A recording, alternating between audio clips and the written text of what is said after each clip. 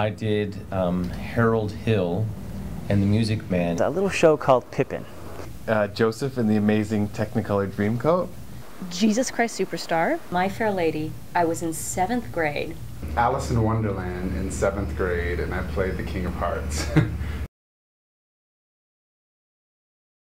was also The Wiz. I was a senior in high school, and I did a regional production where I'm from in Pittsburgh. I did Violet, a musical, and then a Flaherty and Aaron's review called We Tell the Story.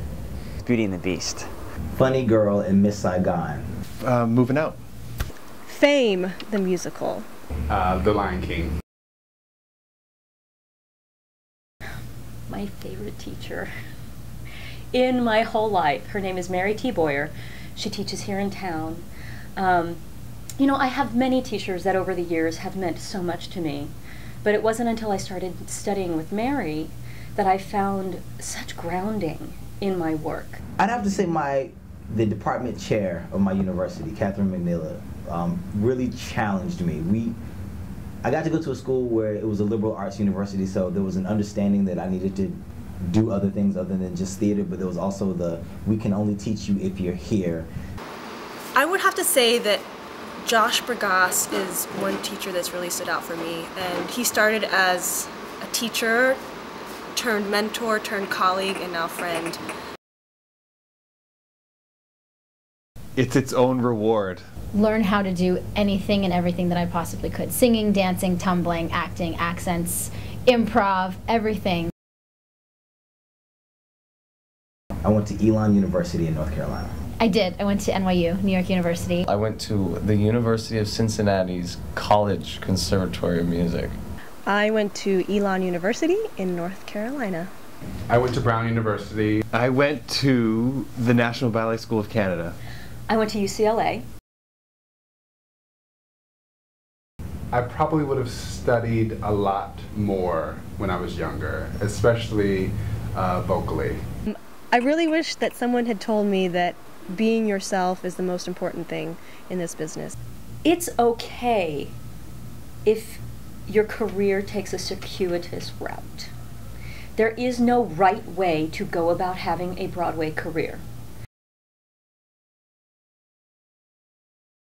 You have to look at it as a really exciting experience and an opportunity at the time, but then as soon as you step out that door, to completely forget it. I think you just have to approach auditioning as a sport and not expect to get the job that you're getting. I mean, it's nice to get a job, but I think sometimes you learn more from jobs that you don't get. I try to take a positive from every single thing, and to be honest, you know, I do learn.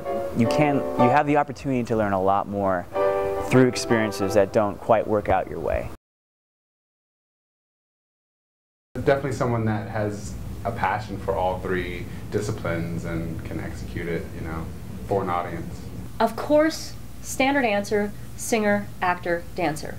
The problem is for a lot of people is, what if I'm better at one thing than the other two? You're always going to be better at one thing than the other two. What's most important is that you become just a fully integrated performer. It just means somebody who embodies a character from top to bottom. The one that's being written for me somewhere. I'm a big dork. I really want to do Phantom of the Opera. My dream has always been to originate a role. Black in The Wild Party, the Lipper version. I'd love to do Chicago. Once on this island, absolutely. I would love to play Papa Gay. I have always wanted to play Roxy in Chicago. One of them would be Diana from Next to Normal. A friend of mine, beautiful girl, she was auditioning for Aida. She has very short, curly hair, and beautiful dancer, amazing singer. She goes in for the dance call for Aida, and she gets cut. So then I was like, I can't believe she got cut, and I go in and I happened to like peek in the door to see some of the other girls that got cut. And they all had long, beautiful curly hair. And I was like, I bet it's because you have short hair. Literally that day, she went, got extensions, went to the open call the next day, and ended up getting the job that they were looking for the day before. come in the kitchen, they'll show you how to do? Something about mama. I don't know. Just pay me a lot of money and I will dance for you. Spice it up for mama. I'll be good to you.